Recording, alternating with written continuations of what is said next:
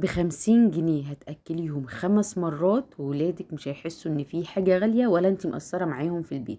نزلت السوق اخر النهار، جبت التلات كرومبايات دول ب50 جنيه، وجبت الرابعة دي لحماتي. خلينا في التلاتة بتوعنا. انا بسلقهم بمكون سحري بيخليهم طراي ما يشدوش معاكي طول السنة. خزني بقى 3 4 5 2، انتي وامكانياتك. نص كوباية لبن هحطها على المية بتغلي، هي والكمون، وهولع الحلة على النار. اول ما الميه تغلي تكوني انتي خلصتي تقطيع الكرنب. جبت طبق كده وقلت يلا بينا، هي قعده الارض اللي هتنجز معانا. انا كنت جايبه اخر 3 عند الراجل بما اننا اخر النهار، وبقطعه من النص كده او اسمها ايه، بفتحه بالسكينه من النص وابدا افرطهم. طبعا بما ان اخر النهار فما نقتش، فهتلاقي في واحده ملزقه اللي هي مكبوسه كده. اهم حاجه وانتي بتنقيها لما تحطي ايدك عليها تحسي ان الورقه واخده نفسها، مش مضغوطه قوي او مكبوسه قوي، عشان ده اللي هيخلي الورق يبقى ملزق معاكي. وتيجي تشيليه هيكون يتقطع منك او يفرول. تمام كده. انا حاولت اقطعه بما ان الكرومبه دي جت كده، قطعتها على قد ما اقدر. لو لقيتيها كده دبيها في الارض بعد ما تقطعيها بالسكينه، هتلاقي الورق ساب من بعضه. خلصت الكميه كلها، اللهم بارك، عملت كل الكميه اللي انت شايفاها على الارض دي. بسم الله ما شاء الله.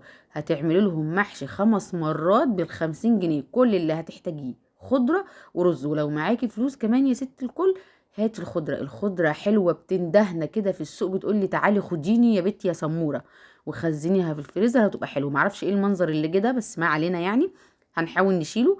المهم، ادي الميه غلقت، هنزل بيها بورق الكرنب. هتاخدي شويه كده، مش واحده واحده، هتاخدي شويه كده، الابيض لوحده والاخضر لوحده واللون الغامق لوحده، وتقعدي 5 ثواني، 1 2 3 4 5، وتشيليه. ليه بقى؟ عشان ما يتهريش. احنا عايزين بس يا دوبك نعرف نتنيه ونقطعه، نكسر النشوفيه اللي فيه بمعنى ادق.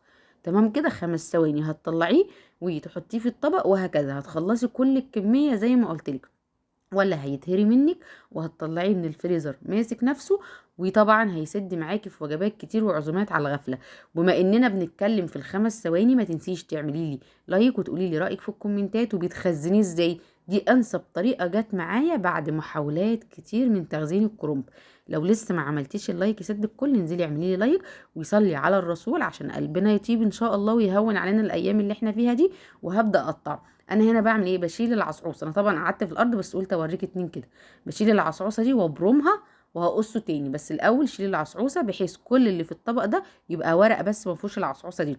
شيلي العصعوصه دي بقى، خزنيها. تحط لما تيجي تطلعي الكيس تحطي شويه في الارض، انت حره. عايزه ترميها او عيالك ياكلوها واتيفر زي ما انت عايزه، اللي يناسبك اعمليه. بس انا بالنسبه لي ما بحطش الورق ده العصايه اللي في النص دي في الحله، ما مش بنحبها يعني. فبناكل منه شويه والباقي بيرميه، بما اننا مش هناكل الكميه دي كلها.